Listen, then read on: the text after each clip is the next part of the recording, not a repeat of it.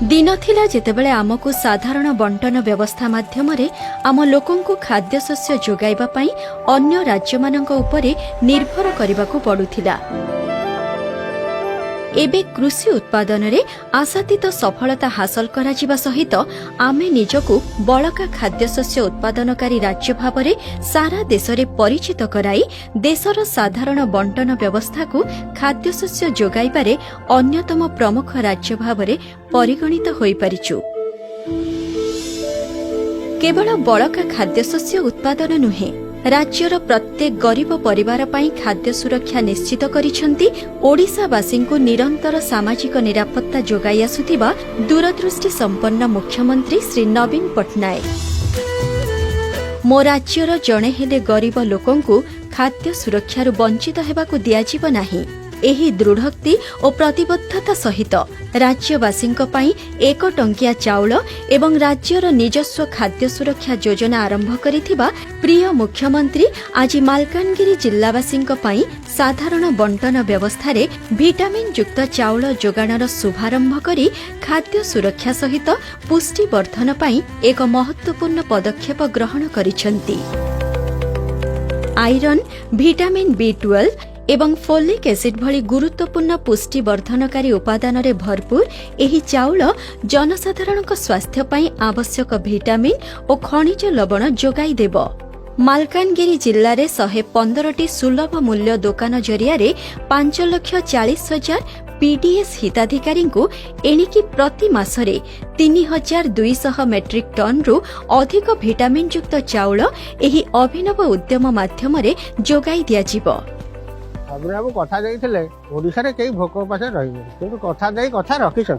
नवीन बाबू को एमती जगन्नाथ बसई थांतु, एमती शासन चली थाउ, आम पेट एमती उपास न रहू। हमहु जाना बोले खाइबा को देइतंती, आमे ठीक समय रे राशन पाउछु। ए जो कोविड समय रे आमे जदि न देइ थांते हमहु आमे बहुत हैरान होई थांते। नवीन पटनायक आम मुहरे हस देइचंती एवं आम पेट को दाना देइचंती खाइबा पई, ताकू धन्यवाद। आम ओडिसा सरकार को धन्यवाद। एई भली आम मुख्यमंत्री आमे केबे पाइबनु, एमती आम पई से रहि थांतु। एथि सहित आज आम राज्य रे गोटिए देश गोटिए राशन कार्ड योजना आम प्रिय मुख्यमंत्री शुभारंभ करुछंती। एही योजना भुवनेश्वर म्युनिसिपल कॉर्पोरेशन रो 117टी सुलभ मूल्य दुकान द्वारा परीक्षामूलक भावरे आरंभ करा जाई सफलता लाभ करिबा परे एहाकु राज्यर 10,578 सुलभ मूल्य दुकान रे लागू करा जाउछि। एहाद्वारा उभय जातीय और राज्य खाद्य सुरक्षा योजना रे अन्यून 93 लाख परिवार उपकृत हेबे।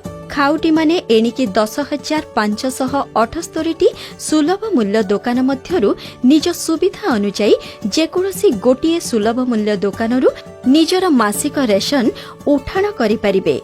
ओडिसार जेकोसी हिताधिकारी अन्य जेकोसी राज्य रे एवं अन्य राज्यरु ओडिसा को आसुथिबा जेकोसी हिताधिकारी आम राज्य रे एही 10,578 सुलभ मूल्य केन्द्र मध्यरु जेकोसी केन्द्ररु निजर मासिक रेशन उठाण करि परिबे।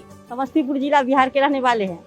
मेरा राशन कार्ड बिहार का है। राशन कार्ड रखा हुआ था, बंद था। हम लोग यहाँ दिक्कत में पड़े हुए थे, लेकिन नवीन पटनायक यहाँ सुविधा दिया है तो हम लोग को राशन यहाँ दिया है, इसलिए नवीन पटनायक को धन्यवाद। 2-3 साल से भुवनेश्वर में रहती हूँ, यहाँ पे राशन नहीं मिलता था। बिहार का राशन कार्ड से यहाँ पे राशन मिल रहा है। तो माननीय मुख्यमंत्री जी को हम आभारी हैं, उन्हीं का वजह से आज से राशन मिल रहा है।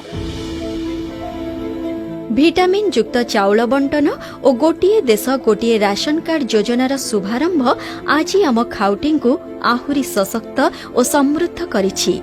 आम राज्यर खाद्य सुरक्षा अभियान रे आउ एक नुआ अध्याय जोड़ी होइछि। खाद्य सुरक्षा आज राज्यवासींक पई एक निश्चिततारे परिवर्तित होइछि। राज्यवासी को सुस्थ एवं सुंदर जीवन यापन करिबा पई नुआ प्रोत्साहन मिलिछि, खुशीर नुआ सुजोग सृष्टि होइछि।